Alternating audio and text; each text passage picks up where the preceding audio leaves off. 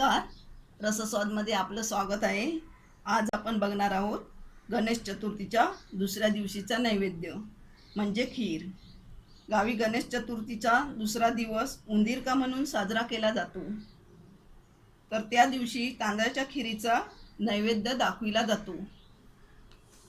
तर आपण त्याचं साहित्य बघूया. पाऊण वाटी तांदूळ आहे, जो आपण जेवणाला वापरतो ते तांदूळ घ्यायचे. आणि जर गावठी तांदूळ असेल तर आपण गावठी तांदूळ वापरलं तरी चालतं, अधिकच छान. हे 120 ग्राम मी गूळ घेतला आहे.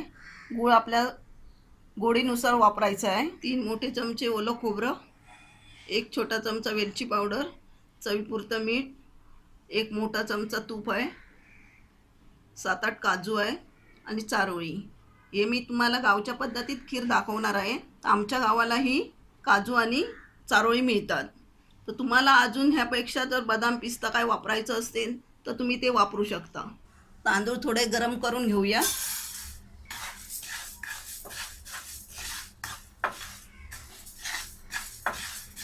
तांदूळ गरम झाले आहे. हे 1.5 ते 2 मिनिटात गरम करायचं आहे. हे मिक्सरला आता लावून घेऊया. जास्त बारीक आपल्याला करायचं नाही, एका तांदळाचे 2 होईल एवढेच आपल्याला करायचे आहे. तांदूळ जाडसर लावून घेतले आहे. आता आपण ही खीर करायला सुरुवात करूया. तूप घालूया. तांदूळ,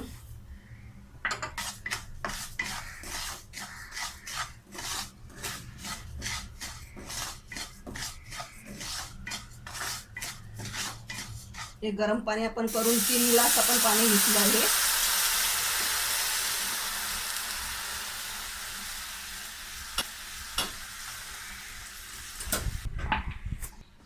गॅस मंद केला आहे. आता 6 ते 7 मिनिटं आपली झाली आहे. अर्धा ग्लास आपण पाणी घालूया. गरम पाणी घेतलं आहे.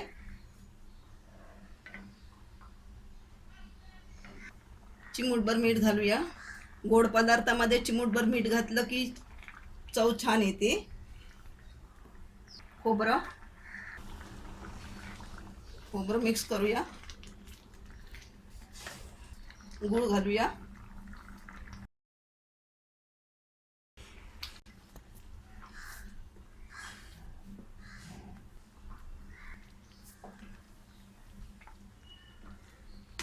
काजू, चारोळी,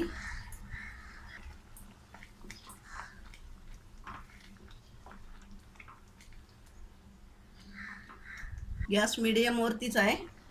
वेलची पूड घालूया. खीर आपली होत आली आहे. वेलची घालून झाली आहे आणि खीर आता शिजलेली आहे. ह्याला आपल्याला 17 ते 18 मिनिटं लागलेली आहे. गॅस बंद करूया. गणपतीच्या नैवेद्याची खीर बनून तयार आहे. ही अशी आमच्या गावाला नैवेद्याला बनवली जाते. तर अशी एकदा ही खीर तुम्ही करून बघा आणि मला सांगायला विसरू नका.